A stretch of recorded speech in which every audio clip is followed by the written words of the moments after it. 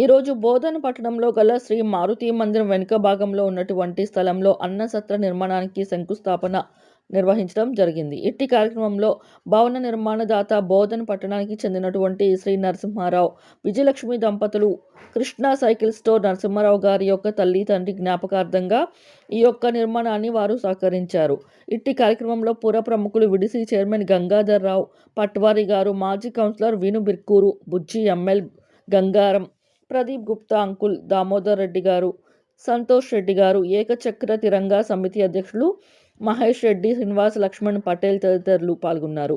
విడిసి committee సభ్యులు, సంగ్రామ్ గోశాల committee అధ్యక్షులు నేపాల్ పురోహిత్ ప్రదీప్ గుప్తా గారు, ఆర్య సమాజ మాజీ కౌన్సిలర్ చిన్న విను గారు, బీజేపీ పట్టణ అధ్యక్షులు పసుపులేటి గోపీకిషన్, వారి యొక్క మిత్ర బృందం, అలాగే అధికారులు, అనధికారులు కూడా ఈ కార్యక్రమంలో పాల్గొనడం జరిగింది.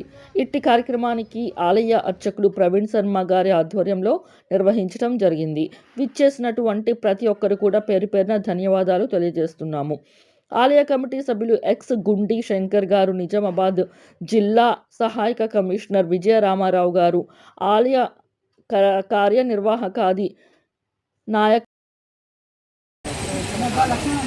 గుండేటి శంకర్ మన హనుమాన్ మందిర్ చైర్మన్ గారు, తర్వాత ప్రవీణ్ మహారాజ్ గారు, మన గుప్తా గారు, తర్వాత మన గోశాల చైర్మన్ గారు, మొత్తానికి